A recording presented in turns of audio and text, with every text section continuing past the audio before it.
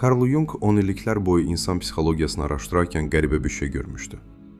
Həyatlarının ən önəmli dəyişikliyinə ən yaxın olan insanlar adətən gələcəkdən həyəcan duymurdular.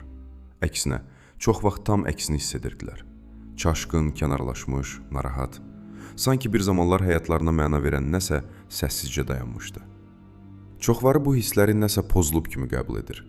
Amma Jung inanırdı ki, bu hisslər çox fərqli bir şey göstərir.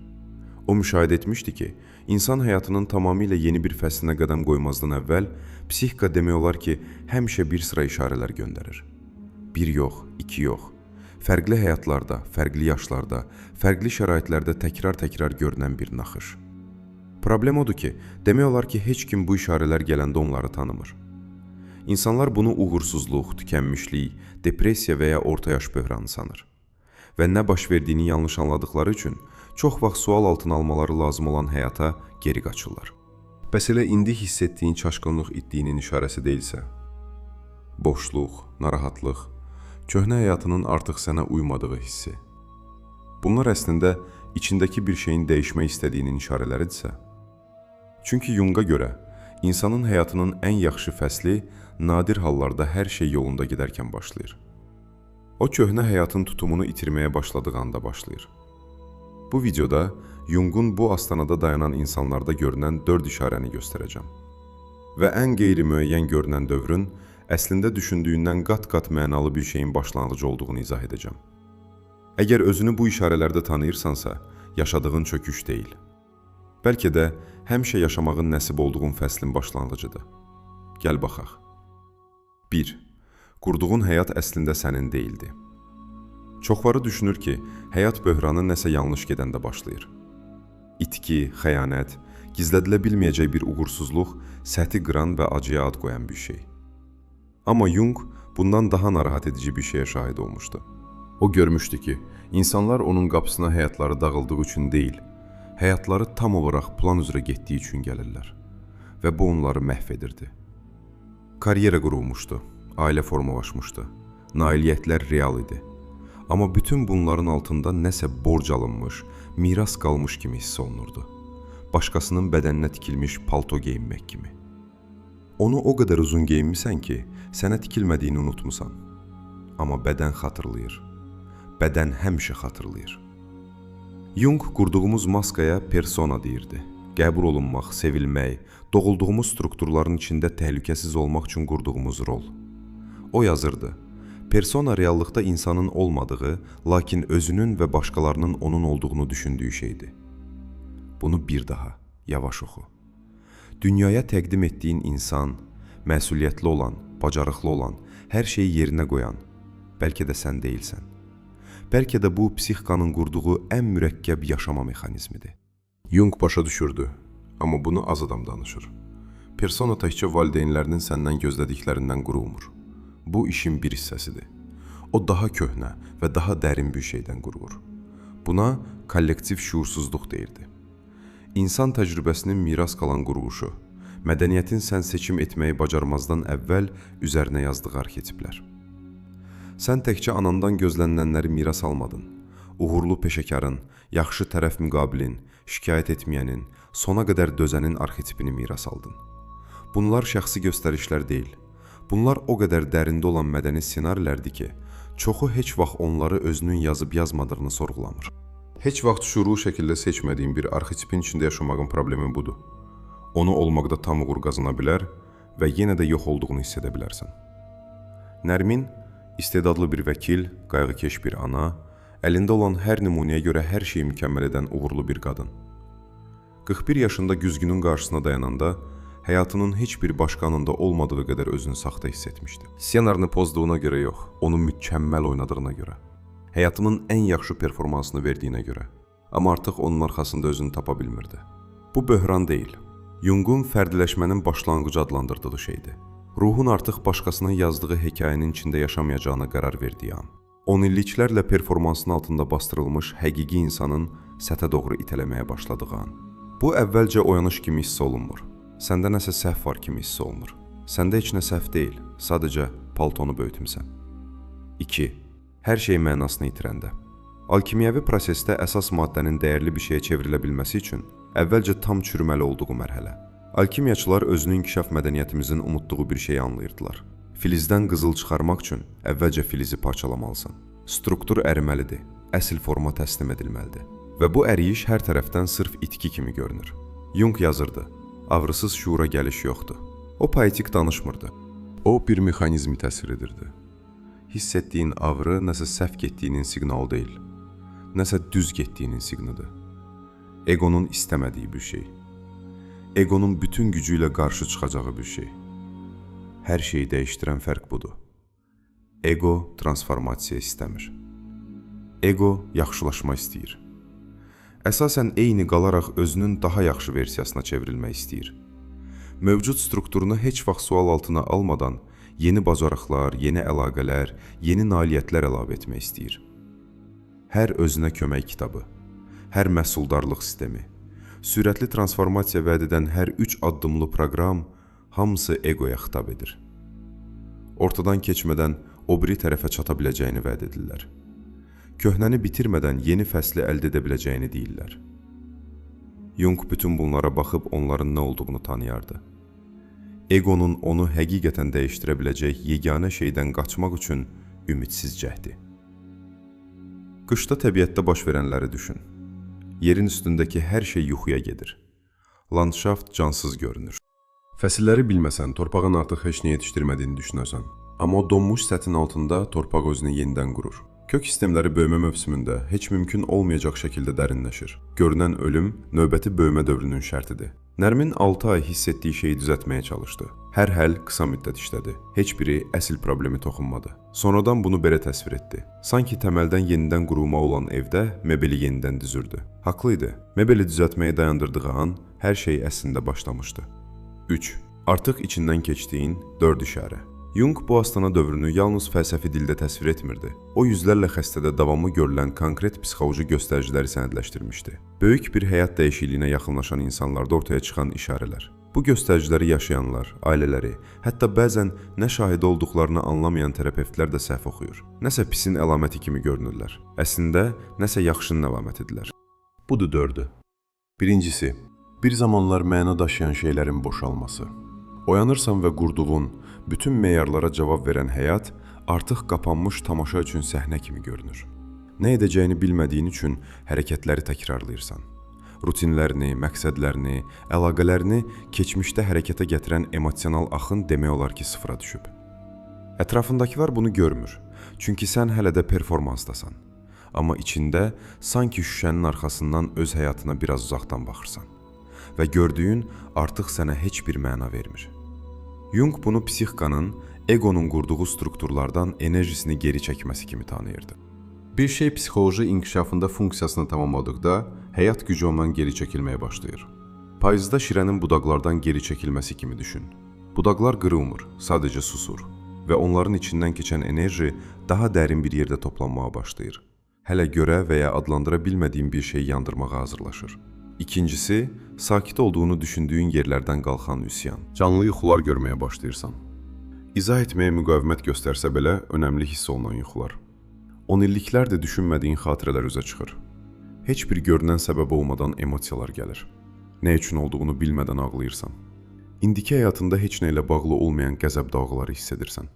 Sağaldığına inandığın köhnə yaralar sanki sadəcə yatmış kimi yenidən sızlamağa başlayır. Bu şüursuzluğun addımdır. Egonun şuur üzərindəki tutumu boşaldıqda, köhnə kimlik gücünü itirdikdə, o kimliyin altında sıxılmış hər şey qalxmağa başlayır. Vaxtın olmadığı üçün kənara qoyduğun hər hiss, qurduğun həyata sığmaq üçün rədd etdiyin hər parçan, hamısı üzə çıxmağa başlayır. Və arxasındakı təzyiq nəhəngdir. Çünki illərdir, bəzən 10 illiklərdir bastırılıb. Üçüncüsü, həyatındakı heç kimin anlamadığı, demək olar ki, fiziki bir tənhalıq ehtiyacı. Planları ləğv edirsən. Heç vaxt olmadığın qədər tək qalma vaxtına ehtiyacın var. Bir zamanlar təbii hiss olunan sosial vəziyyətlər indi səndən vacib bir şeyi alırmış kimi hiss olunur. Depressiv deyilsən dəqiq. Sadəcə artıq davam etdirilə bilməyəcək bir versiyanı ifa etmək tələb etmədən başqalarının yanında ola bilmirsən. Jung bunu psixikanın resurslarını qoruması kimi başa düşürdü. Transformasiya böyük daxili enerji tələb edir və psixika bu enerjini xarici əlaqədən uzaqlaşdıraraq davam edən daxili işə yönəldi. Bu dövrdə tənhalıq ehtiyacın, xəstəlik zamanı bədənin sükunət ehtiyacı qədər qanunidir. İçində nəsə yenidən qurulur. Bu yenidən qurma hər kəsə və hər şeyə verdiyin enerjini tələb edir. Dördüncü işarə insanları ən çox qorxudan və ən çox yanlış diaqnoz qoyulandı. Sadəcə zövqlərinin dəyişməsi və ya məqsədlərinin cazibəsini itirməsi deyil. Bunlar da olur, amma bu daha qəribə və daha konkretdir. Bütün həyatın boyu qəbul etməkdən imtina etdiyin hisslərin, təkanların, arzuların gəlişidir. İndiki həyatına aid olmayan bir narahatlıq. Heç var olmasına icazə vermədiyin bir versiyana qəribə bir kədər.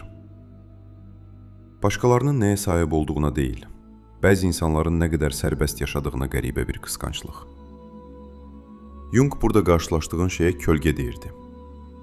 Şər olduqları üçün deyil, qurduğun personaya uymadıqları üçün, rədd edilmiş və ya bastırılmış özünün parçaları. Praktik olmadığı üçün kənara qoyduğun yaradıcı təkan. Məsuliyyət başqa cür tələb etdiyi üçün bastırdığın azadlıq ehtiyacı. Başqalarını narahat etdiyi üçün yaslaşdırdığın həqiqi emosional həyat. O yazırdı və üzərində düşünməyə dəyər. İnsan işıq fiqurlarını təsəvvür edərək deyil, qaranlığı şüurlu edərək maariflənir. Gələn qaranlıq sənin düşmənin deyil, ən uzun müddət gözləyən parçandır. İçərdən qapını döyən yaşanmamış özün. Qurduqlarını dağıtmaq üçün deyil, sonunda var olmasına icazə verməyini tələb etmək üçün. Bu işarələrdən 2-3-ünü hiss edirsənsə, dağılmırsan, sınmırsan, astanada dayanmırsan. İndi nə baş verəcəyi bir şeydən asılıdır. Yeni şeyin formalaşmağa şansı olmazdan əvvəl, tanış olana geri çəkilmə təkanına müqavimət göstərə biləcəksənmi? 4. 2 nəfəs arasındakı boşluq. Əksər insanlar baş vermək istəyən transformasiyanı burada itirir. Boşalma və ya köhnə avrının qalxdığı zaman deyil, sonra gələn sükunətdə. Köhnə struktur getdikdə və ya getmişdə, yeni struktur hələ gəlməmişkən. Tutunacaq heç nə qalmadıqda və hərəkət edəcək görünən heç nə olmadıqda. Jung bunu bir növ psixoloji sərbəst düşüş kimi təsvir edirdi və məhz belə hiss olunur. Günlərini təşkil edən məqsədlər ərimişdi. Dünyada naviqasiya üçün istifadə etdiyin kimlik tutarlılığını itirmişdi.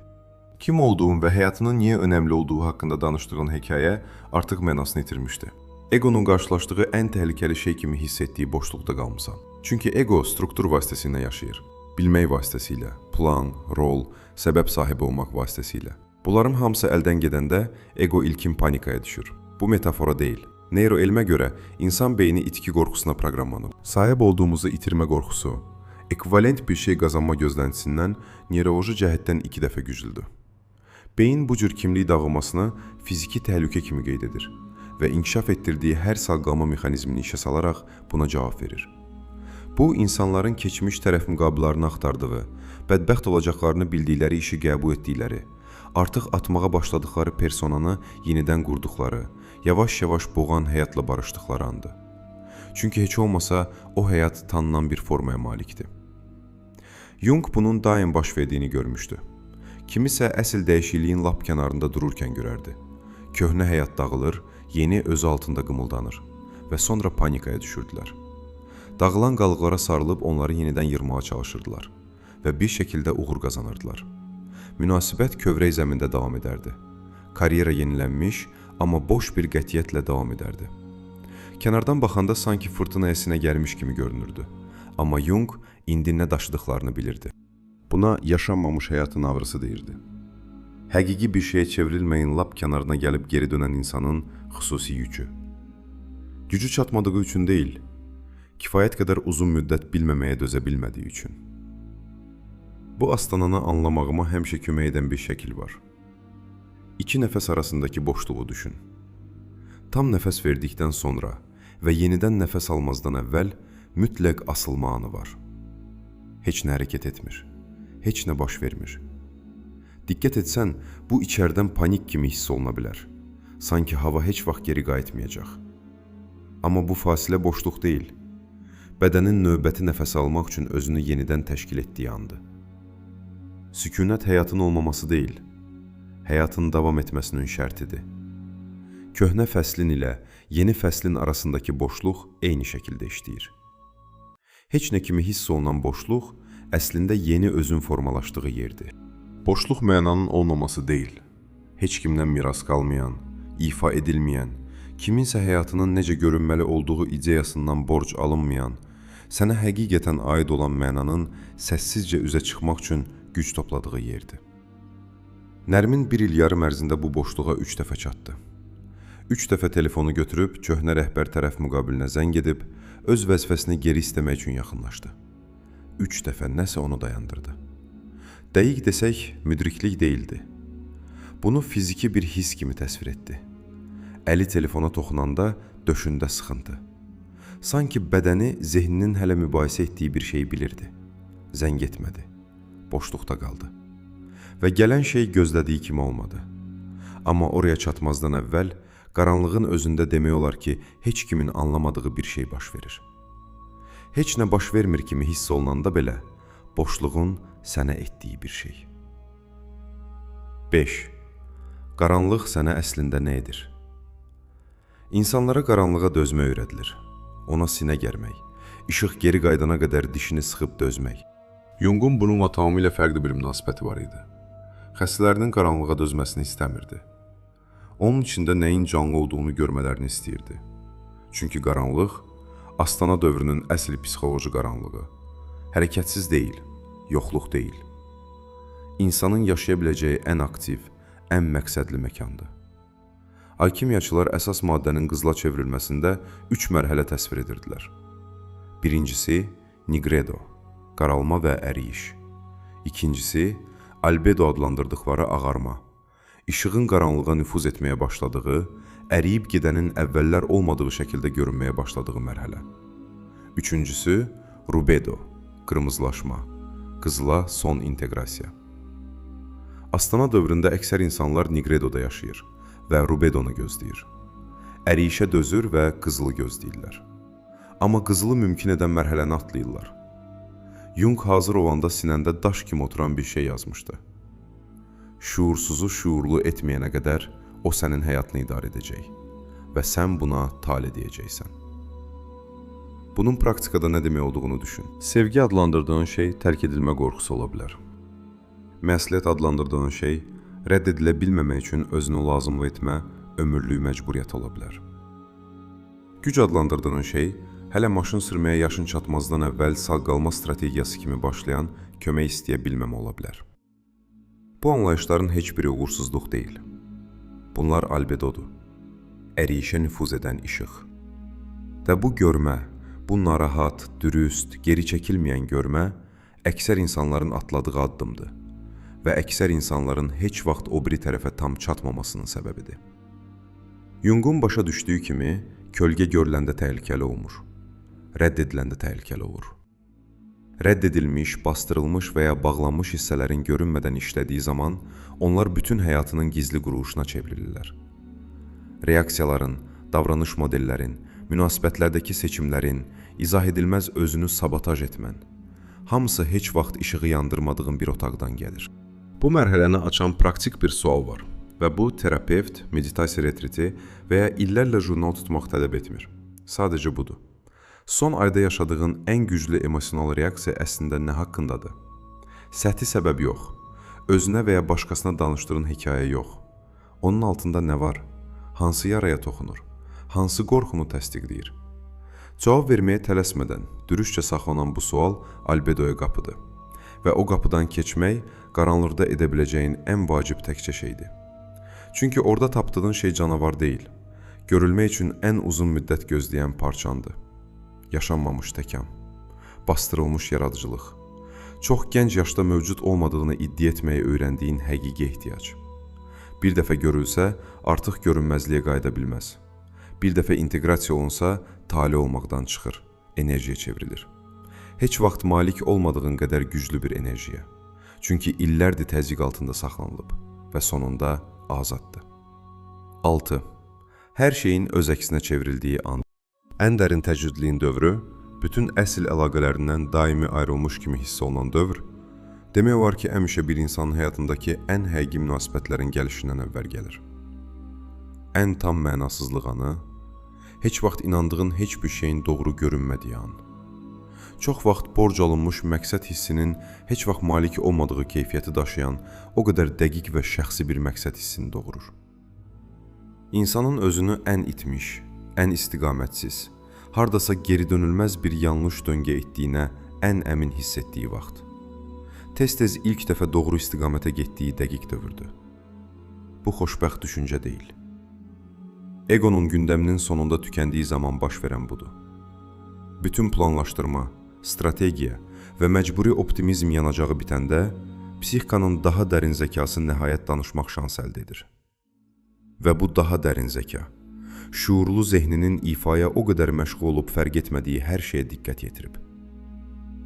Bu, enantiodromiyada baş verən başqa bir şey də var. Jung'un sinxronluq adlandırdığı bir şey. Bunu görməyə gözü olanlar üçün həmişə mövcud olan bir reallıq kimi təsir edirdi.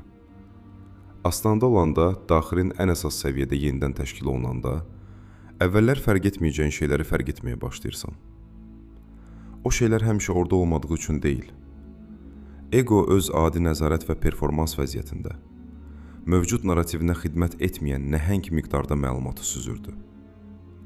Ego tutumunu boşaldanda bu filtr qalxır. Tam ehtiyac duyduğun səhifədə açılan kitab. Aylardır anlamağa çalışdığın şeyi deyən yad adam. Bir qapı bağlanan dəqiq anda gələn söhbət. Jung bunların fövqəltəbii hadisələr olduğunu düşünmürdü. O bunların artıq keçirici olan, əvvəllər blok etdiyi siqnallara açıq olan bir psixikanın təbii nəticəsi olduğunu düşünürdü. Burada bir şey deyəcəm və istəyirəm ki, dürüstcə üzərində düşünəsən. Elə bu videoya, həyatının bu konkret anında baxıyor olmağın təsadüf deyil. Bu video sehirli olduğu üçün yox, sən sehirli olduğun üçün.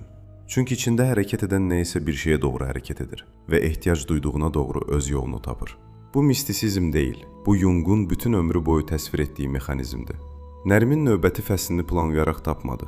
Bu barədə strateji deyildi. Bir proqram izləmirdi və ya arzu lövhəsi icra etmirdi. Baş verən daha sakit və gözlənilməz idi. Dostunun məclisindəki bir söhbət, boşanma prosesindən keçən qadınlara dəstək verən kiçik bir qeyri-kommersiya təşkilatını idarə edən bir qadınla.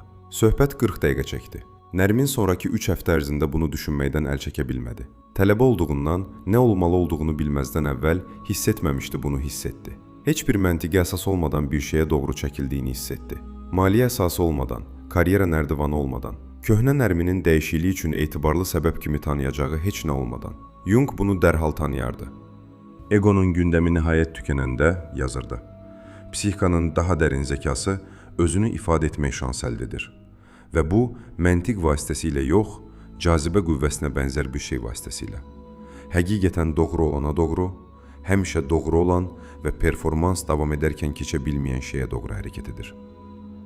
Gedəndə yeni fəsil nadirən köhnə özünün seçəcəyi kimi görünür və məhz bu, onun həqiqi olduğunu bilmənin yoludur. 7. Ən yaxşı fəsil təsəvvür etdiyin kimi görünmür. Həyatının ən yaxşı fəsli köhnə fəsillərin gəldiyi kimi gəlməyəcək. Məqsəd qoyma vasitəsilə yox. Daha yaxşı bir plan, daha güclü bir səhər rutini və ya artıq olduğun insanın daha nizamlı bir versiyası vasitəsilə yox. O, Jung'un üzə çıxma adlandırdığı bir şey vasitəsilə gəlir. Canlı olmaqla bütün münasibətinin dəyişməyə başladığı, o qədər dərin və əsas bir yenidən təşkilat.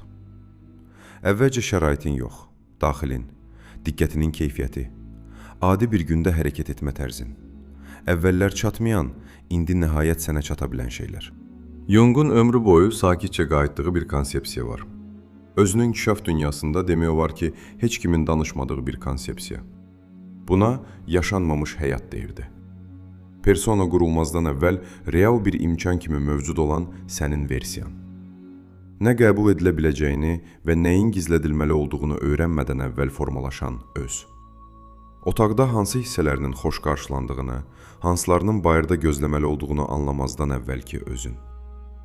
O versiyan yox olmadı, yer altına getdi. Və o vaxtdan bəri orada yaşayır, tapa bildiyi yeganə yollarla özünü ifadə edir. Yerini tapa bilmədiyin bulanıq bir həsrət kimi. Aydın səbəbi olmadan gələn kədər kimi. Müəyyən insanların qeyri-praktik saydığın bir azadlıqla yaşadığını izlədikdə hiss etdiyin qəribə, konkret qısqanclıq kimi. Təkrar-təkrar qaydan, oyandığında lazım olduğundan uzun müddət özünlə daşıdığın yuxu kimi.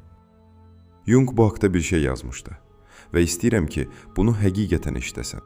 Yazıldı ki, yaşanmamış həyat nevrozun mənbəyidir. Çətin həyat yox, ağrılı həyat yox, yaşanmamış olan, dünyanın sənə lazım olan insan olmaq üçün sakitcə kənara qoyduğun.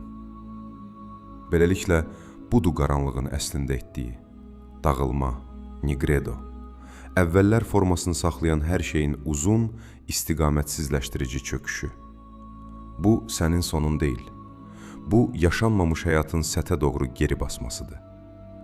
Demək olar ki, olan insanın nəhayət saxta strukturu qıraraq mövcud olmaqda israr etmək üçün kifayət qədər güc toplamasıdır. Ən yaxşı fəsil bundan hazırlanır. Köhnə təməlin üstünə yığılan yeni nailiyyətlərdən yox, sənin haqqında əslində doğru olandan yenidən qurulmuş bir həyatdan. Jung buna həyatın ikinci yarısı deyirdi və bunun yaşla heç bir əlaqəsi olmadığını çox aydın deyirdi. Bəziləri bu astanaya 28 yaşında, bəziləri 62 yaşında çatır, bəziləri isə heç vaxt çatmır. Bütün ömürlərini miras qalan gözləntilər və borc alınmış ssenarilərdən qurulmuş. Birinci fəsildə keçirir və altında nəyin gözlədiyini heç vaxt kəşf etmirlər. Kimin keçib keçməyəcəyini müəyyən edən, düşündüyündən daha az dərəcədə nə qədər əziyyət çəkdiyi ilə bağlıdır.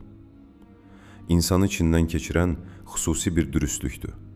Yaşadığı həyata aydın baxmaq və onun ən azı qismən qorxudan, öhdəlikdən, onu formalaşdıran hər kəsin ona lazım olduğunu, istədikləri şeyin yığılmış çəkisindən qurulduğunu qəbul etmək istəyib. Və sonra sakitcə, dramsız, önümüzdəki illərin eyni şəkildə qurulmayacağını qərar vermək. Astananı keçən insanlar, Jungun müşahidə etdiyi kimi, demək olar ki, heç bir başqa təcrübənin yaratmadığı bir şey inkişaf etdirirlər. Bir mövcudluq keyfiyyəti. Başqalarının ad qoya bilmədən hiss edə biləcəyi öz həyatlarını yaşama tərzi. Təzyiqdən yox, uyğunluqdan qərar verirlər. Qeyri-müəyyənliyə dözə bilirlər, çünki artıq mümkün olan ən istiqamətsizləşdirici qeyri-müəyyənliyə, kim olduqlarını bilməməyə sağ qalmışlar. Tənhalıq hiss etmədən tək qala bilirlər, çünki hardasa o boşluqda, xarici dünyada axtardıqları yoldaşlığın həmişə öz içlərindən mövcud olduğunu kəşf ediblər. Bu, rubedodur. Çətinliksiz bir həyat yox, nəhayət, həqiqətən geri dönülməz şəkildə öz olan bir həyat. Jung ömrünün sonuna yaxın yazmışdı. Ömrün ən böyük imtiyazı həqiqətən kim olduğunu olmaqdır. Qurduğun personanın ən uğurlu versiyası yox, miras aldığın senarinin ən cilalanmış nüsxəsi yox, performansın altında, qorxunun altında, başqaları səni tərk etməsin deyə çevrildiyin hər şeyin altında, əslində kim olduğun. Bu astananın sənə vermək istədiyi budur. Hamısının xidmət etdiyi budur. İndi sənin yeganə işin qalmaqdır. Tanış, amma bitmiş o ona geri çəkilmə təkanına müqavimət göstərmək. Qaranlığın boş olmadığına, boşluğun daimi olmadığına, üzərində əvvəl dayandığından daha həqiqi bir versiyanın altında yerin yenidən sabitləşəcəyinə inanmaq. Sən dağılmırsan, hazırlanırsan. Qaranlıq boş deyil. Köhnə nəfəslə yeni nəfəs arasındakı boşluq həyatın olmaması deyil. Bu, həyatın gələn şeyi qəbul etmək üçün özünü yenidən təşkil etdiyi andır. Nigredo, albedo, rubedo. Dağılma, işıqlanma, inteqrasiya. İfa etməyi bitirmiş və həqiqi olmağa hazır bir ruhun tam alkimiyəvi səyahəti. Ömrün ən böyük imtiyazı həqiqətən kim olduğunu olmaqdır. Bunu Carl Jung deyib. Və insan ruhları ilə oturaraq keçirdiyi bütün, ömür boyu müşahidə etdiyi hər şey eyni həqiqətə işarə edir. Bu çevrilmə özünü şeypurla və işıqla elan etmir. Sükunətlə, itki ilə, ayaqlarının altında yerin daim sürüşdüyü dözülməz hissi ilə özünü elan edir. O sürüşmə başlanğıcdır. Sən artıq onun içindəsən. Getməzdən əvvəl sənə kiçik bir şey qoyub getmək istəyirəm. Təlimat deyil, sadəcə bir dəvət. Əgər bu videoda bir şey uzun müddətli ziyarət etmədiyin bir yerə toxunubsa, şərhlərdə bir rəqəm yaz. Sadəcə bir rəqəm. Başqası üçün yazılmış bir fəslin içində yaşadığın illərin sayı. İzahat lazım deyil. Hekayə lazım deyil, sadəcə rəqəm. Çünki bəzən insanın edə biləcəyi ən dürüst şey sadəcə illəri saymaqdır. Və bəzən onları ilk dəfə ucadan saymaq, nəyinsə səssizcə dəyişdiyi andır. Əgər bu yolda davam etmək istəyirsənsə, abunə ol. Daha çox məzmuna ehtiyacın olduğu üçün deyil. Çünki ruhun hazır olanda, doğru sözlər səni yenidən tapmağın bir yolunu tapır. Doğru vaxtda, doğru şəkildə, ən sakit xatırlatma kimi. Sən heç vaxt itmədin, həmişə evə doğru yol gedirdin.